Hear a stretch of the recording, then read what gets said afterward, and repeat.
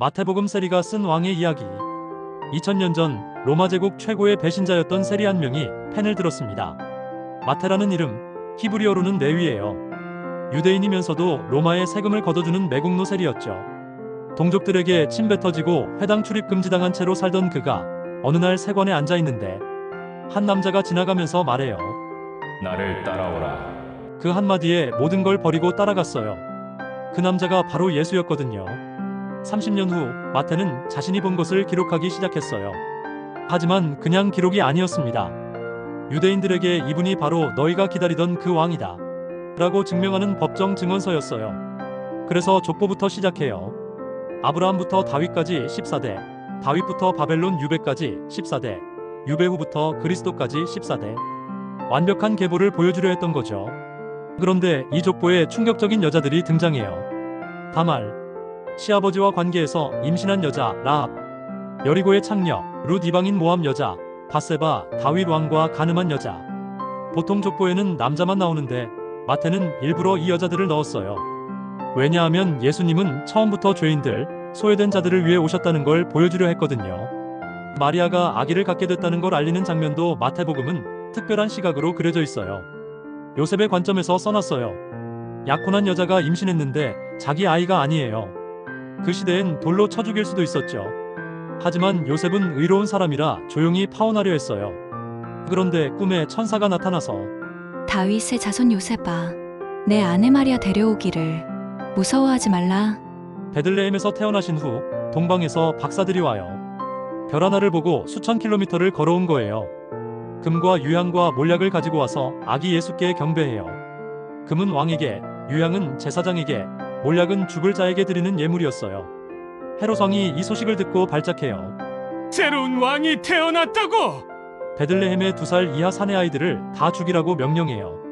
하지만 요셉은 또 꿈에 천사의 지시를 받고 이집트로 피난 가요. 이것도 예언의 성취였어요. 이집트에서 내 아들을 불러냈다. 30년의 침묵을 깨고 나타나신 예수님, 세례 요한에게 세례 받으시고 광야에서 40일 금식 후 시험을 받으세요. 사탄이 나타나서 내가 하나님의 아들이거든 이 돌들로 떡이 되게 하라. 예수님의 답변, 사람이 떡으로만 살 것이 아니요 하나님의 입으로부터 나오는 모든 말씀으로 살 것이야. 완벽한 말씀 대결이었어요.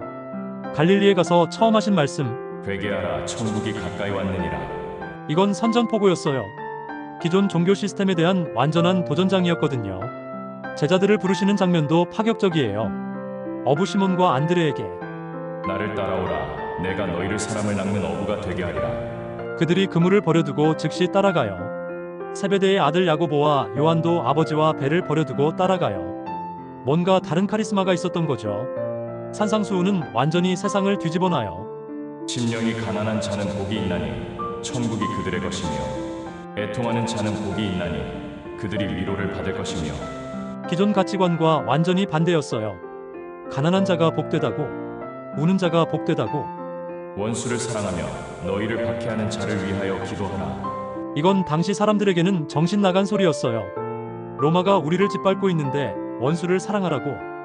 오른뺨을 치거든 왼뺨도 돌려대며 너의 겉옷을 가져가려 하는 자에게는 속옷까지도 줘라.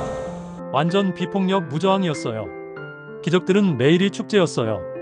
나병 환자가 말하길, 주여 원하시면 저를 깨끗하게 하실 수 있나이다. 내가 원하노니 깨끗함을 받으라. 즉시 나병이 나아요. 백부장의 종을 고치실 때 백부장이 주여, 내 집에 들어오실 것까지 없소서. 말씀만 하옵소서. 예수님이 깜짝 놀라세요. 진실로 너희에게 이르노니 이스라엘 중에서도 이만한 믿음을 보지 못하였노라. 베드로 장모의 열병을 고치시고 바람과 바다를 잠잠케 하시고 귀신 들린 자를 고치시니까 귀신들이 하나님의 아들이여, 우리가 당신과 무슨 상관이 있나이까? 하며 벌벌 떨어요. 오병이어 기적은 또 어떻고요? 남자만 5,000명인데 빵 5개와 물고기 2마리로 다 배불리 먹이시고 남은 조각이 12광줄이에요. 물 위를 걸어오시는 예수님을 본 베드로가 주여 만일 주시거든 나도 물 위로 걸어가게 하옵소서. 정말 물 위를 걸었어요. 그런데 바람을 보고 무서워하니까 빠져요. 믿음이 작은 자여 왜 의심하였느냐. 변화산에서는 모세와 엘리야가 나타나서 예수님과 대화해요. 베드로가 주여 우리가 여기 있는 것이 좋사오니 내가 초막 셋을 짓되 하나는 주를 위하여 하나는 모세를 위하여 하나는 엘리야를 위하여 하리이다. 그때 구름이 덮이며 하늘에서 소리가 이는 내 사랑하는 아들이요 내 기뻐하는 자니 너희는 그의 말을 들으라. 예루살렘에 입성하실 때는 나귀 새끼를 타고 들어가세요. 사람들이 옷과 나뭇가지를 길에 펴며 호산나 다윗의 자손이여 주의 이름으로 오시는 이여 찬송하리로다. 지극히 높은 곳에서 호산나. 예수님은 우시면서 예루살렘아 평화에 관한 일을 내가 알았더라면 이미 십자가를 내다보고 계셨거든요. 성전에서 장사하는 자들을 내쫓으시며 내 집은 기도하는 집이라 일컬음을 받을 것이거늘 너희는 강도의 소굴을 만들었도다. 종교 지도자들의 얼굴은 분노로 일그러졌고 그들의 마음은 이미 십자가를 결심하고 있었어요. 마지막 일주일은 매일이 전쟁이었어요. 바리새인들, 사두개인들, 헤롯 당원들이 번갈아가며 올감이 놓으려 해도 예수님은 완벽하게 대답하세요. 가이사의 것은 가이사에게 하나님의 것은 하나님께. 마지막 만찬에서 너희 중 하나가 나를 팔리라. 제자들이 근심하며 말해요. 주님, 설마 저인가요? 유다가 빠져나간 후 성찬을 나누시며 이것은 죄 사함을 얻게 하려고 많은 사람을 위하여 흘리는 바 나의 피 곧 언약의 피라. 겟세마네 동산에서의 기도. 내 아버지여 만일 할만하시거든 이 잔을 내게서 지나가게 하옵소서. 그러나 나의 원대로 마시옵고 아버지의 원대로 하옵소서. 피땀을 흘리며 기도하시는데 제자들은 자고 있어요. 체포되시고 대제사장과 사내들인 앞에서 재판받으세요. 내가 하나님의 아들 그리스도냐? 대답하라. 내가 말하였느니라. 이제부터 너희가 인자가 권능의 우편에 앉아 있는 것과 하늘 구름을 타고 오는 것을 보리라. 그가 신성모독을 하였으니 어찌 더 증인을 요구하려? 보라 너희가 지금 이 신성모독하는 말을 들었도다. 너희 생각은 어떠냐? 유대인들이 십자가에 못 박으소서 하며 난동을 부려요. 골고다 언덕에서 십자가에 못 박히시며 나의 하나님, 나의 하나님, 어찌하여 나를 버리셨나이까? 이 절규와 함께 땅이 진동하고 바위가 터지고 성소 휘장이 위아래로 찢어져요. 백부장이 말하길 이는 진실로 하나님의 아들이었도다. 사흘 만에 부활하셔서 제자들에게 나타나시고 마지막 지상 명령을 주세요. 그러므로 너희는 가서 모든 민족을 제자로 삼아 아버지와 아들과 성령의 이름으로 세례를 베풀고 내가 너희에게 분부한 모든 것을 가르쳐 지키게 하라 볼지어다.